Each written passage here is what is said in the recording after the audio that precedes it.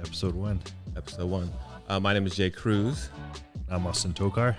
And this is our first episode of, we haven't decided the name of the podcast, but you will have seen the name when you look at the title of whatever this is going to be. So we're going to decide that in the next, or it could be blank. Who knows?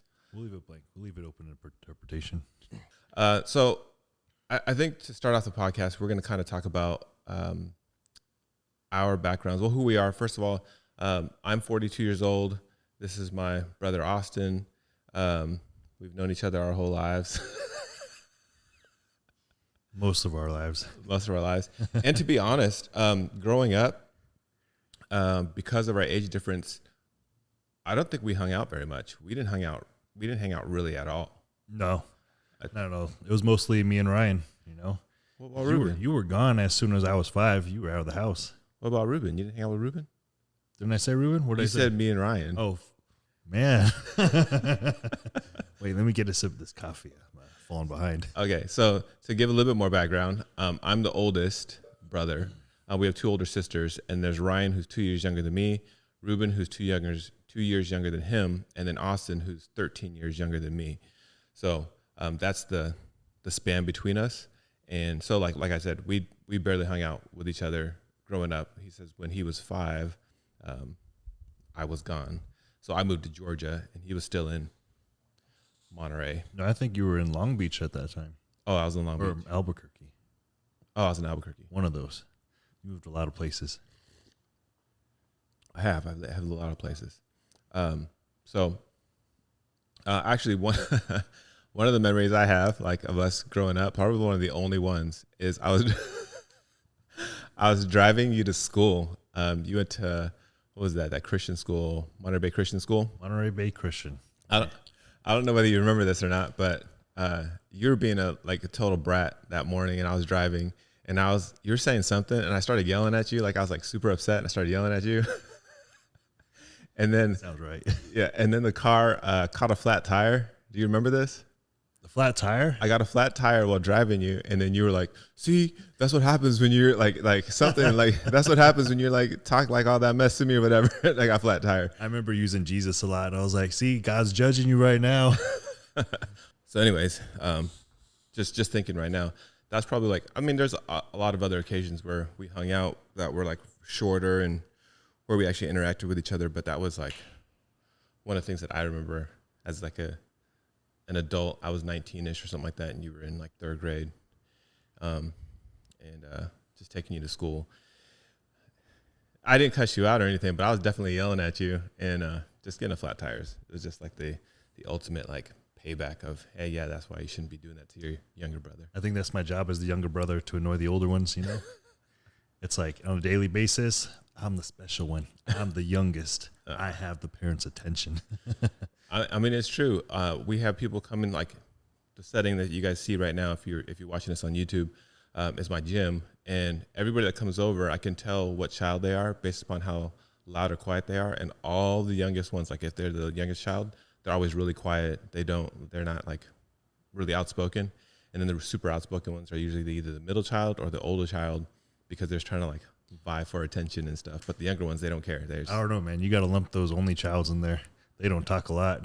Okay, well, that's about the same. Only child's and the youngest one, because they got all the attention. Mm-hmm. Anyways, so all that to say is we didn't hang out that much. So now we are, and this is the podcast. So, yep, episode 1. All right, so Austin. When I left off to Georgia, and I didn't really, I was always into athletics in some way. And you got really into it once I left and I moved to Georgia. What was your journey in terms of sports, fitness, and coming to where you're at today? Man, when you left to Georgia, I was in 5th grade. Okay, well, it started somewhere. It started with you. Was it you eating the chimichangas as a child, or was that Ruben? Hey, I had to fuel those baseball games somehow.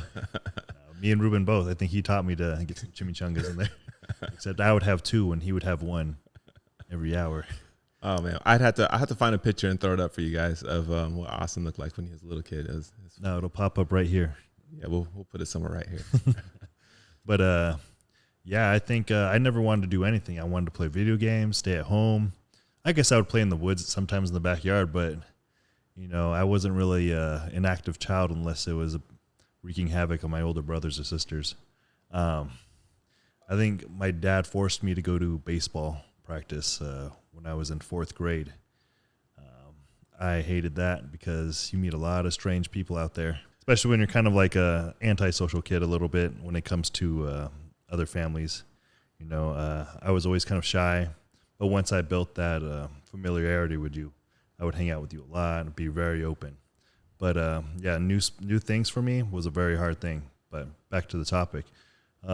Yeah, starting baseball in fourth grade, naturally talented. My dad was athletic. My mom, she never did any sports, but I'm assuming there was some athletic ability there because our whole family is full of athletes. So, but yeah, baseball is where it all started for me in fourth grade. I think for me, we had, so I went to a school in Monterey. It was called Foothill.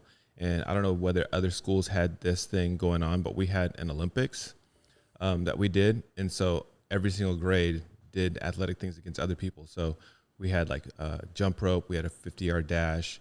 I think we had a broad jump. And I think the first year I did that, I got a medal in or a ribbon. It wasn't a medal. It was a ribbon in every single category. And I didn't realize that I didn't know I was athletic. I just always played outside. I was always doing something outside. And then at the very end of the Olympics, they called up everybody that had like some sort of award in every category. And it was like me and one other person. And that's when I realized like, oh shoot, I can do a lot of different things and I can do them better than most people. And I think from then on, there was some sort of athleticism that I practiced. Like every single thing I did, honestly, after that, I think that was like first grade or kindergarten, one of the two. I think right after that is when I started jump roping. Like almost every single day, I tried to jump as high as I could, jump as far as I could. I didn't get into weightlifting and all that, but just athleticism was built to me at that age when I knew, oh, I'm faster, I'm more explosive than all the little. I mean, it's first grade, but and to be fair, and not to be like racist, but I was the only one of color in that school. Really, there wasn't very many other ones. So the gene pool was a lot of smart kids, and then me. Well, I was smart too, but athleticism you can't wise, play that full stereotype there. You gotta have the smart in too. Well, I'm part Asian, so yeah, with the Filipino Asian, we didn't get the smarts. So from there, where did you go from starting baseball like young? Like how did you transition into like junior high to high school?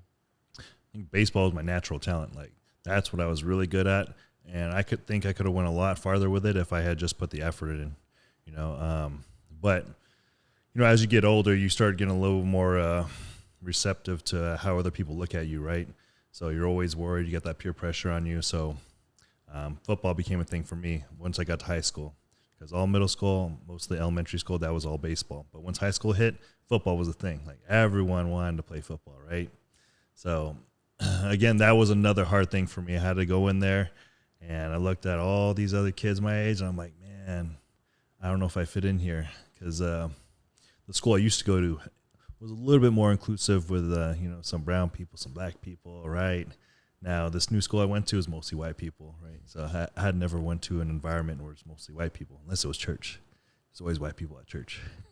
But anyways, so a bunch of kids my age, pretty athletic kids. Like I remember when I first went in there, I was like, man, everyone's as good as me here as far as sprints go.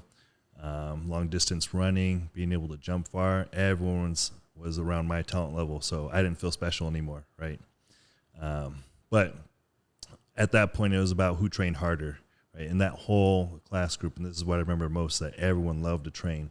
Everyone wanted to get better. No one was settling for anything less than they wanted. But stemming from there, going through high school at football, I think when we started weight training, that's when it really clicked for me, like, hey, I really like this, right? And I think that's when I had to decide, what do I like more, football or weightlifting, right? So I kind of went back and forth with that all through high school. But I only kept the weightlifting aspect in there. Everyone wants to get bigger than the other person, right? So for me, that kind of led me down a path of bodybuilding And now here I am coaching, doing bodybuilding, and training other people to do bodybuilding too. I think for me, one of the things that I learned, I started, I guess in high school when I actually really started lifting weights, and I was really into basketball. Basketball was the sport, but if we go back to baseball, like I was naturally talented at baseball too. It was too slow for me. I didn't like it, so I didn't. But I loved basketball. I don't have the genes for basketball. I'm 5'10". I could jump really well, and I could play basketball. But in terms of like longevity, there's 3 elite athletes that are under 6 foot that play basketball. So like I was like, that's not realistic. So again, I went to the thing that I enjoyed, which was weightlifting. So I kind of stuck with that as well. I think I was 155 pounds, like leaving high school, and then all the way until I was like 22 or something like that. And I'm like, how are all these other people big? Like, I don't get it. I don't understand it. I watch movies like Jean-Claude Van Damme, and I looked him up. Oh, how much does he weigh? Oh, he weighs 185 pounds. Oh, if I just get to 185 pounds, oh, I'll be good. I'll be set, right? So I think it was like a Thanksgiving, and I said, man, forget it. I'm just going to eat everything and gain weight. And I think in 4 or 5 months, I gained like 30, 40 pounds, but I had to do a couple of things. One, I had to lift really heavy, which I never did. And then I had to like cut out almost all cardio because I was, my metabolism was so high that I could eat whatever, and I would just stay cut all the time. And so I got to, I hit 180, I hit 190. Actually, I remember going back to California because you guys hadn't seen me in a minute. And Ruben was like, man, you're built like an ox. Like, what the heck? And I think that was actually the first time that you, or Ryan and Ruben, actually saw, oh, shoot, our genes we can actually gain weight. But that was for me, I was like 212, and it wasn't nearly as solid as I am now. It wasn't nearly as strong as I am now. So there's a lot of fat that came along with that. But I think it was cool for me to tap into something that, all of us were like, there's just no way. Like, how can you gain that? But then once I got to that weight, it's like, okay, but I can get bigger though. Yeah. Like, how do I get bigger? Yeah, I mean, speaking of that, like, I remember when you first started training seriously and did gain that weight. I was like, man, this guy's beefy, right? But then I'm also thinking back, and I'm like, yeah, you were beefy, but you did have that distended stomach a little bit. Not a lot, but just enough to where you're like, you got that Ronnie Coleman gut going on just without all the mass, Yeah, I honestly, during that time I ate whatever. Like I ate out probably 3 times a day, but then I worked a super physical job, so I was burning calories at that point, and then I was playing a intramural like basketball league, and I was working out. I was doing all 3, so like I was probably eating too much. I was probably eating like 4,000 calories a day, which for my size was way too much. But again, I was lifting really heavy, and I wish actually I didn't lift as heavy as I did. I wish I lifted a little bit lighter and lifted for more reps, because I lifted as heavy as I could for like 3 to 5 reps initially, which was too low and is too much of a load too fast. And I don't think I have injuries, quote unquote, today, but I have like apprehension of lifting super heavy weight because like the fear of injury again. Like, I threw out my back when I was younger, and it's been a bother ever since then. But I think that'll be a good story on here too, how you did that. Oh yeah, that's a great story. Maybe that'll be next episode. But that's all played into a fitness and just deciding on how heavy I'm going to lift. But gradual is like, you definitely have to challenge yourself, but gradual is definitely the way to go. I was just watching some Instagram reel earlier, and the guy was saying it's like performance something. I don't remember what his name was. Anyways, he said don't spike your load more than 10% in a week because it's just too much for your body. And I would agree with that. Like, don't go to progressive overload is good, but not progressive. It's progressive. It's not all of a sudden spiking it. It's overtime. Yeah. But I think going back to that, it's funny you talk about that TikTok. A lot of us, and I'm sure you as well, when we're first starting, you're kind of looking up who are the top people in bodybuilding or whatever physique you're trying to look like. You're probably typing in their workouts. You're also typing in what do they eat daily, and you'll pull up like The Rock I'm like, oh, dang, this guy eats like 6,000 calories a day. I got to do that if I want to get big, right? But we never really look at like what are the exact macros we're taking in, how many actual calories we're eating. Like I didn't start off tracking calories or macros. I just started eating whatever Kai Green was eating. You know, that was my guy. I was just like, man, that guy is so big. I want to be just like him. I want to be a bodybuilder like that. I started looking at his food, and I just realized, like, this is way too much food for a normal person to eat, you know. And then you start looking at the workouts too. You start copying that, and then, you know, you might pop something, get some injuries. You're like, that's not the workout for me, you know. Like, they're just giving you something of whatever they did that week. Yeah. Nothing's exact, but it does get you started into where you want to go. I think one of the people I was looking at, you know, Greg Plitt was one of those guys that I watched a lot at a younger age, but like, I think a lot of people that are just getting into it, they don't realize that whatever that person they're looking up to is doing, they've been doing this for years, and there's no way you can step into exactly what they're doing. Like they might give you good advice on how to do a specific exercise, but you never step into trying doing what that person's been doing after years and years of doing weights. Like when people come over to the house here and they work out, I always tell them, hey, this is your first time. Don't do all the sets. Don't do all the reps. Go light. Just learn the movement and get the body mechanics of it. We're not even trying to build strength right now. You're just trying to get motor patterns. Mm-hmm. Forget strength. Forget size. That's irrelevant if you can't move the weight properly. Mm-hmm. I don't know. That's been the biggest key for me. Like when trying to coach other people, and even myself. Like I've more recently backed off on a lot of weights because I wanted my motor function, my motor pattern to be better than what it used to be. Yeah. So it's like just a rebuilding. What do you think? Yeah, I mean, it's like in anything we do. You're going to start where you're at. You don't want to start where someone else is. You do that, you're going to end up in the hospital, right? So for anything you do, start where you're at. So if you're getting into fitness, you're starting to lift a little bit, you're trying to eat right a little bit. I mean, you got to take a serious assessment of, hey, where am I and where do I want to go? All right, so where do I start? You know, and that's just like doing probably what you're doing right now. You're starting to eat a little bit cleaner. Going to the gym like a couple times a week, maybe 3, 4, 5. But you really have to gradually get better from where you're at, because you cannot go 0 to 100 too quickly. That's how people burn out. And when people burn out, you know, they tend not to come back at all. They have the serious distrust of the gym of like, oh man, it's not for me. You know, I couldn't do it anymore. You know, so as long as you're gradually building that, what would you say? We'll say progress over time. You're getting this reward system of like, hey, I'm getting better every time I go here. You're going to last longer than most people will. In that. So I know that you. I thought that you went to bodybuilding because football, baseball wasn't a thing due to injuries. But you were definitely like lifting. I know that you were like at the point where you were about to surpass me probably 4 years ago, where I was like, all right, he's at the point where he's going to pass me up. And I was okay. Like I was okay with it. You know, I've been the big brother for a really long time. And I'm still the bigger brother in a lot of other ways. But like in terms of size, like that was the first time where I'm like, all right, one of my brothers is finally about to pass me.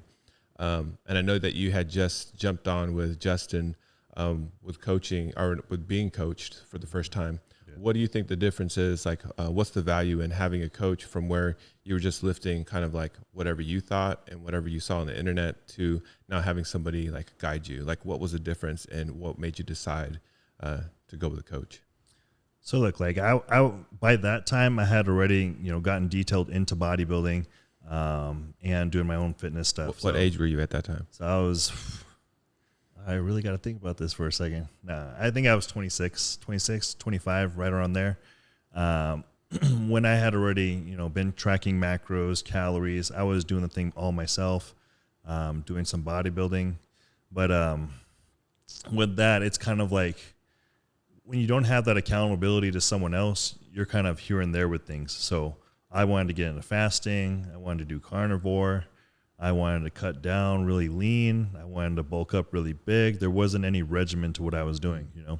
Mm-hmm. So it's kind of like when you have that person to keep you accountable, you're on a set plan. Like, hey, this is the direction we're going, and this is what I want you to do to get there. Someone's leading you to that goal you have, right?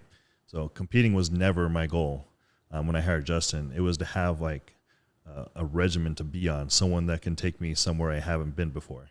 And when I saw him like on Instagram, I think I was just like scrolling, and then I just see this big loud dude like talking really, really deep and like has this raspy voice, but he's just shouting at you. I was just like, hey, this might be the dude for me. You know, kind of remind me of my coaches back in the day, you know, just constantly yelling at you and getting you to do something better.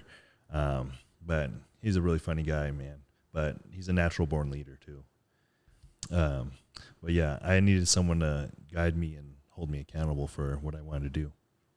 So then, like, once he was coaching you, and you know you were progressing, at what point did he pop the question, like, "Hey, are you going to do a show?" Like, what? How did that? Because you had no intention of doing a show. So how did he get you to do a show? And have you ever listened to that guy? I mean, that's yeah, the most motivational guy you'll talk to. Man. Yeah, it's funny because whenever I've watched anything that he's done, like he's yelling, but like he's not yelling, he's just talking, and it's like it's so loud that it. He's got that type of voice. He has like that Tony Robbins voice. Yeah, you know, just a little raspier. Yeah, that's funny. So like, were you like, no, I'm not going to do that, or were you like, all right, I guess I'm doing it? I was in after a month in. I was like, you know, I really like this. I'm seeing progress. I mean, like I was making progress during the COVID era, right? So I had just hired him right before COVID hit. You know, so I was like, oh man, I'm not going to make any progress now. I don't know why I hired this guy, right?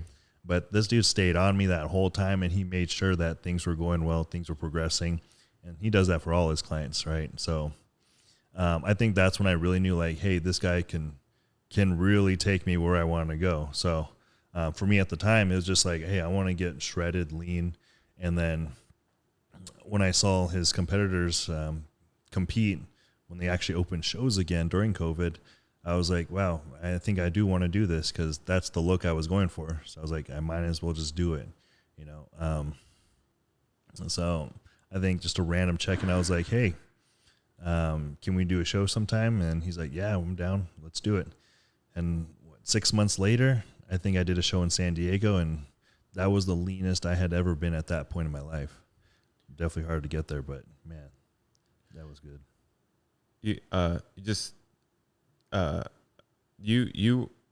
I felt like you were so lean, you were almost looked like just a hair off being sick. Like, oh yeah. Like all competitors look like that, man. It's not healthy, I'll tell you that, but it's cool to look like that for a few days. Yeah, you were definitely ripped. And then I remember, I think a post right after that, I think the first thing you ate was a donut or something right after it. Oh yeah, those are good. that maple cronut from Maple Bar. Is it Maple Bar? Yeah. What did you place in that very first show that you did? Man, I think I did so the way bodybuilding shows are kind of set up, you have 3 different categories, like main categories. You have true novice, and the open category. True novice is for people who have never done a show, I think, if I remember that correctly.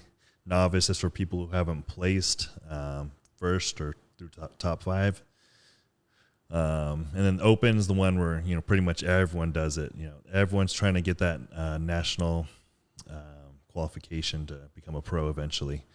But then you have subcategories like the masters category and teen category and so on. There's a few others, but those 3 were the main. So in the true novice, I got first. The novice class, I got second, and then the open category, I was 7th. Okay. But I mean, you know, this is the NPC, so you know it's not drug tested. So you'll be competing against guys who've been on gear for a while or just hopped on, whatever it is. I did that show natty, and what did you weigh going into that show? 179, I think, was my lowest. Oh man, I felt like I was a feather at that weight, moving around. It was cool. Yeah, you looked. It was funny because I knew you were still like big, but you looked hecka small in comparison to what you had looked like in general. Like before you cut. Like there's a point where like you get a lot of size on, And then when you're cutting, where you're like, oh, this looks really good. I look both big and cut. And then you keep going past that point, and then you're like, oh, okay, you look kind of small now. You look cut, but you're small now. Yeah, there's that point you hit where when clothes don't fit on you the same, they're really baggy, and you're like, man, I don't look good in these anymore. Yeah. Take off your shirt, and you're like, okay, this is pretty cool. This is pretty cool. Yeah. But no one wants to hit that point for too long because you really want to fit your clothes, nice and tight. But I'll tell you, there's no other feeling like being 4, 5, 6% body fat shredded. What are the I know this is a whole different topic on its own, but what are the issues being at that like body weight? Like, how did you feel? I mean, how long were you at that body weight for? And then how did you feel like during that time? So I had never done a bodybuilding show before. And when you're doing that, you got to be ready for after the bodybuilding show. So everyone thinks the actual prep is hard, right? Those 12, 16, 20 weeks you spend in prep.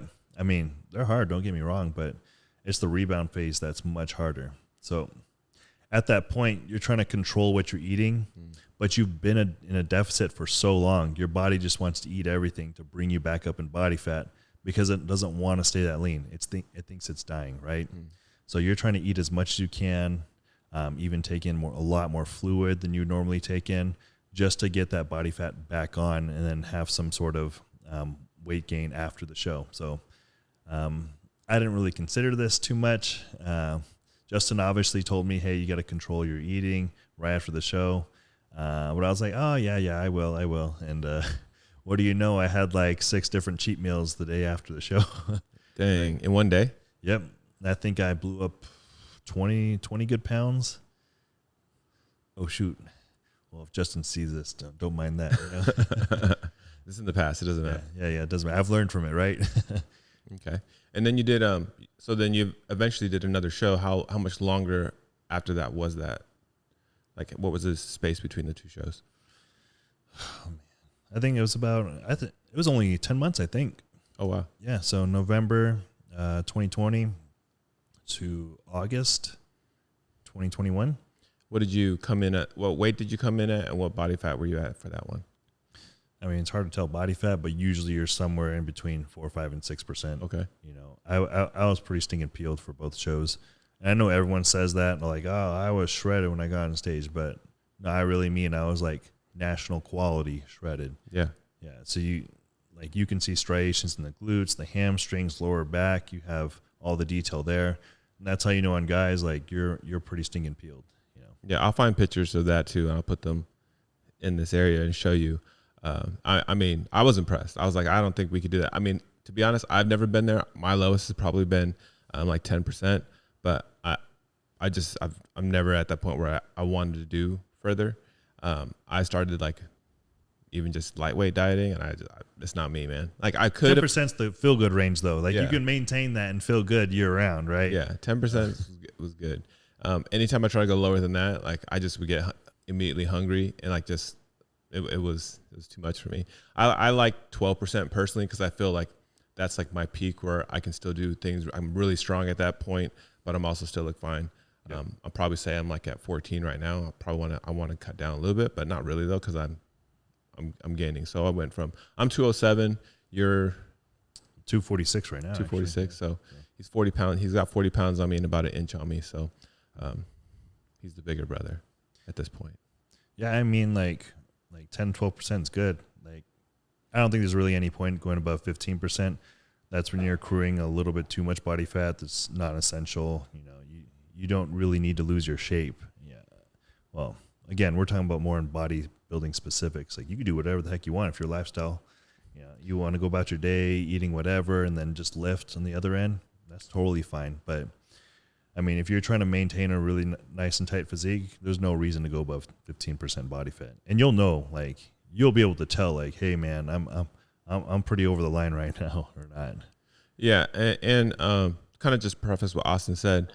We both he's went the bodybuilding route. I've been just like the more just general fitness, strength, semi bodybuilding, like kind of everything. I've dabbled in pretty much every type of fitness, a lot of just explosive at some point.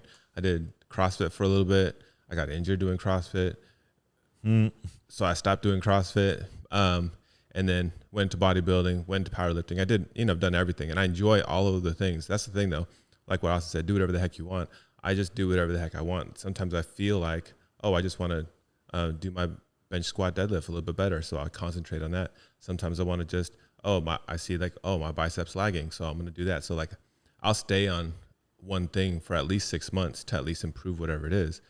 But at the same time, again, I do what I enjoy, but fitness is always part of whatever that is. So whoever's out there, whoever's listening to this, yeah, do whatever the heck you want, but stay dedicated to whatever the craft it is, and don't switch up too much, because you'll never be optimized for whatever it is, whatever goal you're trying to do. You won't get there switching around too fast. I think that's the thing too with a lot of people, is that they fall under that peer pressure, like, oh, I got to go do bodybuilding. No, you don't have to do bodybuilding. I mean, that's the big thing, right? Everyone wants to look good, and that for, I'll say like 90% of people, like everyone wants to look good, right? And then there are those 10% who, love yourself, right? But you don't have to do specifically bodybuilding. You do powerlifting. You like to lift heavy weight, do it. You want to do CrossFit. You want to have all those other exercises in there that a lot of other people may not like, but you like, do it. Yep. Brazilian Jiu-Jitsu, any martial arts, really, do it. You can incorporate weight training into that too. But I mean, it doesn't have to just be bodybuilding. Yeah. And I think a lot of people just, again, fall under that peer pressure of, I have to do bodybuilding because I want to look good. You can look good in a multitude of ways. It's not just, building up the muscle for hypertrophy purposes. Yeah, I will say on top of that is that even though no matter what it is that you're doing, everybody should do some sort of weightlifting in some way, shape, or form. Even if it is just your body weight and you practice with that, like I wouldn't say just stretching and running is a good thing for you to do. The more weight you can lift, the easier normal tasks in life become when you can lift heavier than what you normally function at. It's like having a car that can, red line at 12,000 RPMs, but you only ever use it at 6,000. Like that's what it's like. You're making it the rest of your life easier by lifting and being stronger for the rest of your life, or for all aspects of life. But that's also a whole nother subject. Yeah. And it's pretty funny. Like once you do it for a while, you never even notice like all the other aspects of your life that are much easier because you've been lifting. Like I don't even notice when I lift up like a 60, 80 pound box anymore. I'm like, oh, that's pretty heavy, but I can move it, right? I don't think about it. But then someone else who hasn't been lifting, let's say like some kid in high school who just, does the normal day-to-day stuff. He's like, someone tells him to move the box. He'll be like, oh man, I can't do that, bro. Yeah. So you never really think about that stuff. I was telling somebody, they asked like, oh, why do you want to lift so much weight or whatever? And one of my reasons is I want to be able to, like, if I have a neighbor or anybody that needs help lifting something, I can go over there and just do it. Like I don't have to think about it. I don't have to be like, I don't know, I'm gonna be sore after that. I just go and do it. My neighbors across the street, they were moving in, and so I went and helped them.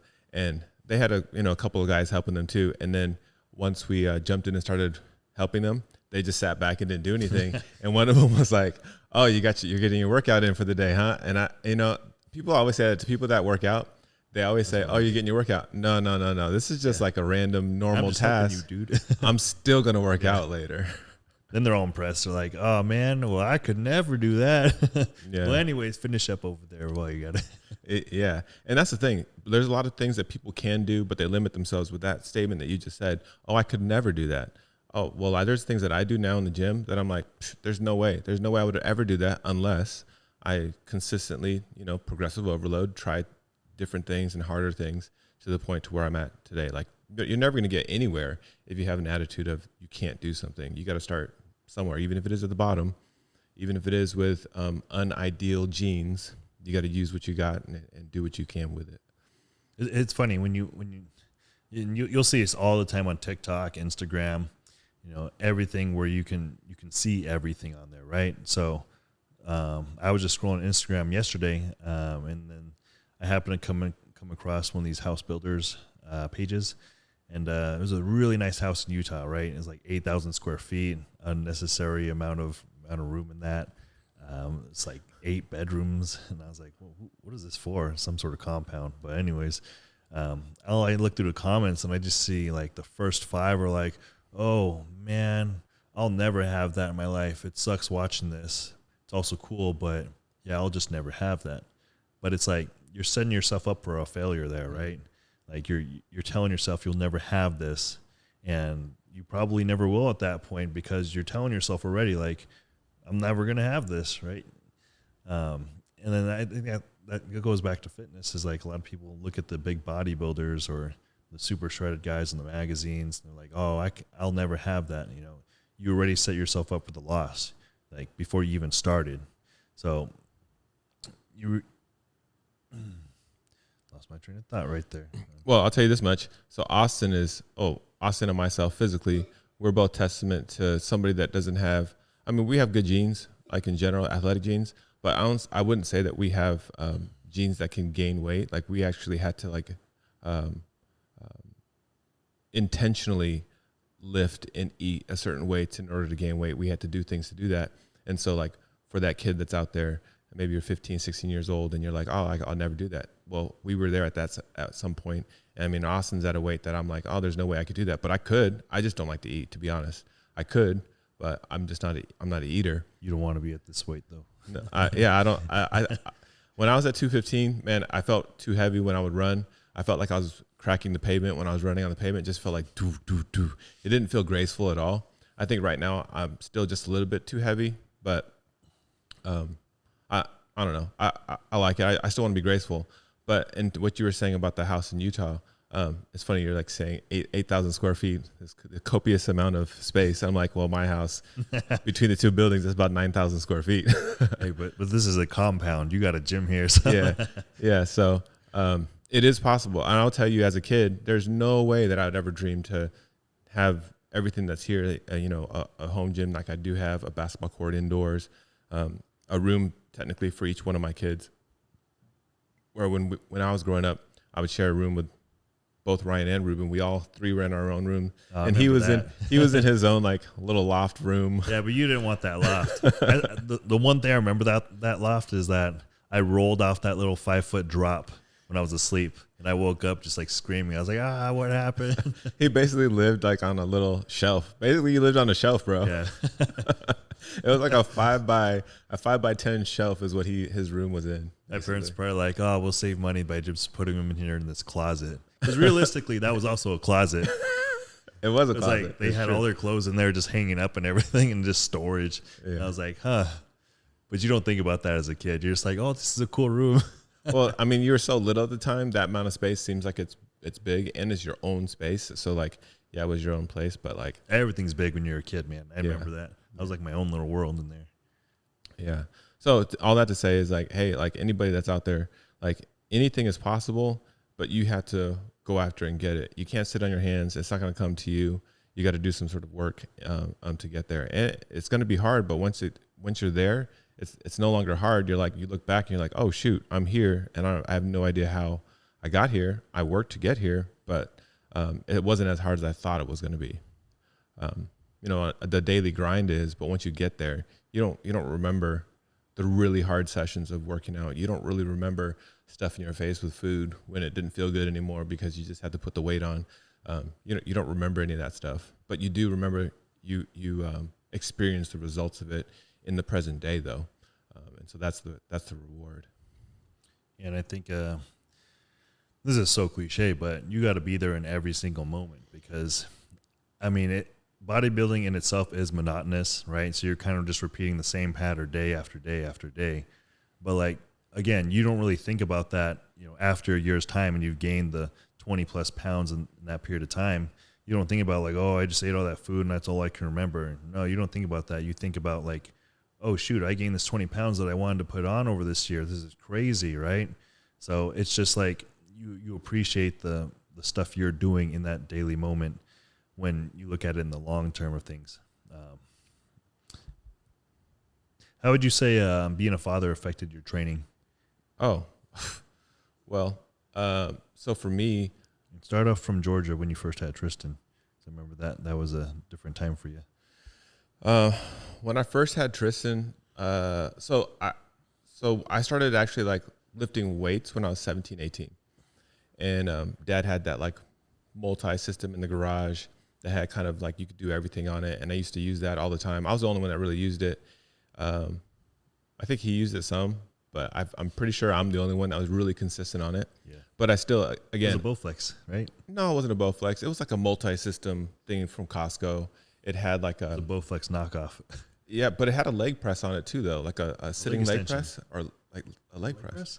Oh no, see, he got rid of that one, and then he got a different one, and it was like a Bowflex. Really? Yeah, Okay. So I used both. Yeah. I didn't eat very much, and I played basketball every single day with Ryan and Ruben, so I stayed skinny. Like I stayed skinny, and I was like, this. I guess this is my life. The skinny life, the otter mode life is what I'm going to do. And then I think I had Tristan. He's my oldest son. He's 17 now. I had him, whatever 42 minus 17 is. I had him at that age. Can't do math right now. And my training went down because I was losing. It was the first time in my life where I just lost sleep. I did not have any sleep.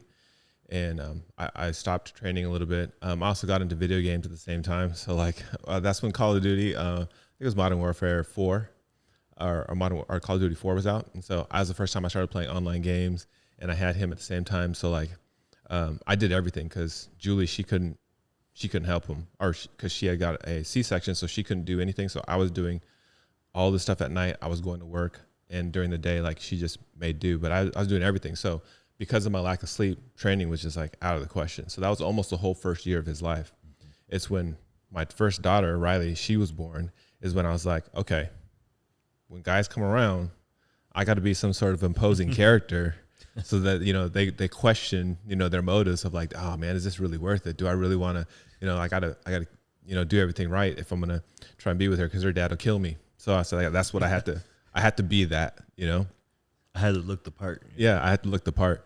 So that's when I got serious. That's the moment where I was like, okay, I got to do this. And so she was my first like inspiration to like really get bigger and look the part. I think most guys, I think most guys can identify that when they first start lifting weights, what is their motivation? I think that they think about is like every girl that hurt their feelings or broke their heart, and they're like, I hate her and whatever. And that's like the first motivation. But mine was out of like the love that I knew that I was gonna have for my daughter and looking out for her. But then I just kept doing it after that. I did it for a long time by myself, and lifting weights by yourself is okay. I think for some people it's great to let off stress. But at some point, like I was like, this isn't as fun, or people would ask me questions about it. I'm like, I want to teach other people, and I want to like help other people on their journeys. So, the kids would have their friends' dads, or like my neighbors, or like people I met at church that I would start bringing over to lift with. And what I learned is like having other people around. One, it encourages you to do it and keeps you accountable to do it, because you're like, I know this person's going to come over at this time, so I have to lift. But then the other thing is when somebody's watching you, you just have this different like gear where you can lift a little bit more than if you were by yourself. So like even here, people are here almost every single day working out, and it just puts me in a different gear than if I'm just lifting by myself. Mm-hmm. And I think this past 2 years have been the absolute most consistent I've been, even if not that a video game would stop me from working out. But I remember when Diablo 3, bro, when that came out, for 6 months straight, I just stopped. I probably lifted a weight, when I'm drinking something. Like that was my lifting.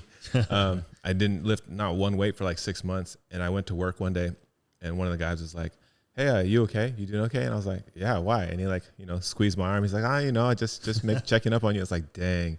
And so from that moment on, I never had a hiatus, longer than a week or two, never again. But this past 2 years, I think having someone to work out with you all the time and accountability is key. But now having kids and having that's one of the reasons why I built this gym the way it is so that the kids have a place to work out that's one, safe, but then I can also teach them and hopefully give them the passion to work out like I have. Riley is probably the one that actually wants to lift weights. Corbin, who's one of the twins, you guys probably don't know my kids yet, but you will. talk about them eventually. But Corbin's getting into it. Kinsley's the most like naturally athletic, and she doesn't need to lift. She plays volleyball, and I had her squatting the other day. She never squats, but she was squatting 155 pounds for reps, which, you know, me as a 19-year-old was like, dang, man, that's a lot of weight, you know, or an 18-year-old. Yeah, I remember I failed on 135. Yeah, like I remember being in the gym in high school and looking through, or playing basketball and looking through the gym doors, and like there's these big wheels on the bar, and you know there's someone squatting. I'm like, dang, that's a lot of weight. And in your mind, it looks impressive, and then when you actually try to lift it, it's like, yeah, that at that age, that's a lot. But she's 13 years old, squatting 155 pounds. So that's testament to just like modeling it as, you know, a parent. So I don't know, being a parent and passing on those type of things to them is like probably one of the greatest things, coolest things ever.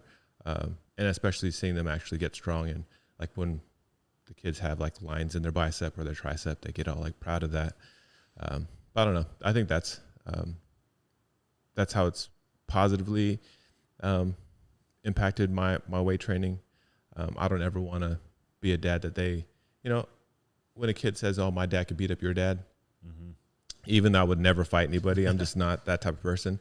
I want them to be able to say that, and then when their friends see me, they're like, "Oh, dang, you're right. I'm not even going to test that," you know? But I think that's the funniest thing, because I think I was just talking to Justin the other day. He went up to this farm. I think they went to like a farmer's market, I guess, and this lady went up to him because he was looking at this picture, right? And she's like, "Hey, my husband bodybuilds too, right?" And then this guy walks on over, like 180-pound, 5'10" dude walks on over, and then first thing she says to him is like, hey, honey, I was telling you over here, this guy, I was telling him that you bodybuild. Oh, no, don't. So, I mean, Justin's like 6'3", 280 pounds. So, I mean, like, you know, that's a pretty significant difference. And when you tell him you bodybuild, you better be a bodybuilder. Yeah. If I saw that, I'd be like, ooh, man. Yeah, see, I don't even claim to be a bodybuilder. I'm just into fitness, and I lift weights. Because a bodybuilder is a whole different aesthetic, for one, and then your size. Like, okay, if you're 5'7", you better be at least 200 pounds at 5'7" to make it look like you're a bodybuilder. Otherwise, you know, you're just athletic or whatever. You know, you're fit. Yeah, you're just fit. You're into fitness. Short. You're not a bodybuilder. You're into fitness. Yeah, there's a certain weight cap you have to hit. I mean, people say weight doesn't matter. It definitely matters in a lot of cases. Yeah. I mean, you could be, well, the other thing you could say is, you're just into aesthetics, or you're more of like a classic, but like bodybuilder in terms of like open bodybuilding, that's a whole different weight and that's look. A different game. Like, yeah. Those are monsters, right? That's what I'm trying to be, but I'm still kind of like in that mid-range classic range. I'm trying to get out of that. Yeah, you're like a click above classic. Yeah. I'm in that awkward stage, you know, just like when you have that awkward stage of hair. That's about where I am. Now, that picture that you posted the other day of, I don't remember what it was, but like, I think that was, I mean, big is cool and everything, but like that was the best look that you had. It just was clean. It was more like, you know, Arnold back in the day. No, not even Arnold. I would say like more like Frank Zane. Yeah. I don't know. It was dope. But you either got to be like that all the time, or you got to be a monster. There's one of the two. You have to be either that perfect physique all the time, or like you just got to be big. That was right around that maintainable phase.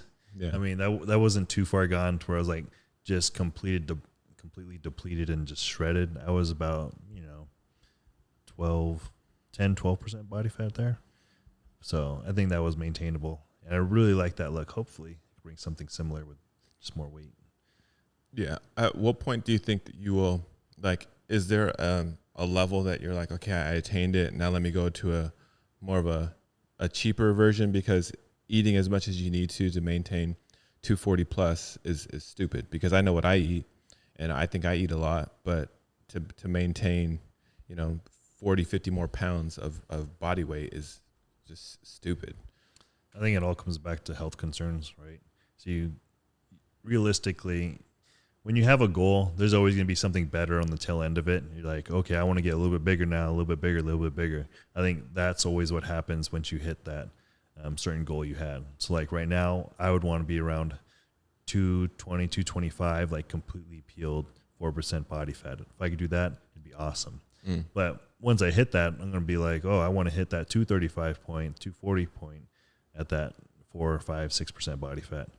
So I think it really comes down to like health concerns of like, you can't maintain this at all because you're having, blood pressure issues, heart issues, whatever the like may be, so it's like an everlasting game pretty much. Yeah, that makes sense to me. Like all the bodybuilders that I see that, like I like, who's it? Jay Cutler looks like he's still kind of like, still fit, and he's, years out of the game. And he looks still healthy, like whatever he did, like stay on like that level. But then there's other bodybuilders that, they're not walking well anymore. They don't look like they lift at all anymore. And they're just not in the game anymore at all. Like, do you do fitness? And then there's like what we were talking about in terms of size, like the 212 class.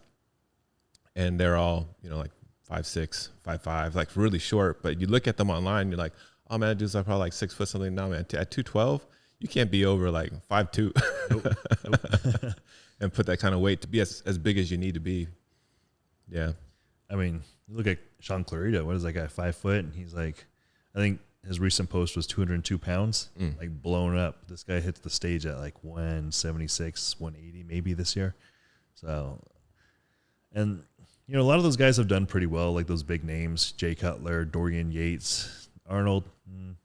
He kind of goes back and forth with it, but a lot of those guys did stay in shape after they retired. Frank Zane, another one.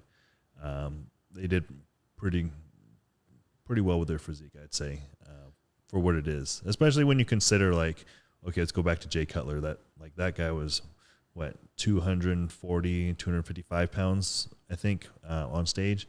And this dude is, I don't know, lost a bunch of weight, but he looks really good after downsizing. A lot of those guys don't look good after downsizing. Yeah. Like especially when you get, like, this is an issue with anybody. If you gain a bunch of weight, fat weight or muscle weight, and then you go down and you have just this extra skin that didn't, the elasticity didn't go because you got so big and you lost so much weight. That would be my only concern with like getting too big muscular wise. Like, when people say, oh, I don't want to get too big. Don't worry about getting too big. Too big is too hard. It's indefinitely hard to get to. Lift weights, women, men, anybody, it doesn't matter. Just lift. And the only way you're gonna get too big is if you overeat, and it takes a special person to actually get too big. Yeah, I think that's the funniest thing. Like, so you have girls that will say, "Oh, I don't want to get big and bulky," and it's like, all right, obviously you're not gonna get jacked like whatever Miss Olympia over here, but then you have dudes that say the same thing, and I'm like, bro, you will never get that big, right? Like, it takes a lot more than what you're doing to get that big. Unless you're naturally, genetically gifted beforehand, you're just not going to hit that. I mean, that's like 0.5 or maybe even 0.25% of the population that have those genetics to do that naturally. Yeah. To get to that larger end. Yeah, when you look at like people like Phil Heath, when he was in high school and he was already, jacked. He was big in high school. People like that. That's like, those are the people that are like, oh, they can say, oh, I don't want to get too big, because that they have that potential. But then you see someone just starting lifting weights and they're, $150. Well, it's funny you say he looks massive, but he's not that big, right? When he was in high school and college, he wasn't that big. But because of like the way his muscles form, the way they look, this dude looks like a mass monster. So. All right, thanks for hanging out with us. So you heard a little bit of the history of both Austin and I's fitness journeys and just life and what we're doing now, what we're about. If you're seeing this or you're hearing this and there's a comment section and whatever it is that you're looking at it from, whatever platform it is, throw questions down there and we'll definitely talk about it. I know that Austin has a lot of history with bodybuilding, and I just have a lot of a history with gym building and fitness in general and training people. And actually, he would be way better to ask about training for bodybuilding. I know just general body mechanics and how to train people in general and where to start. But if you want to go advanced, I would say in terms of bodybuilding, Austin is the person to ask. So ask your questions. We'll be around. Thanks for watching episode 1.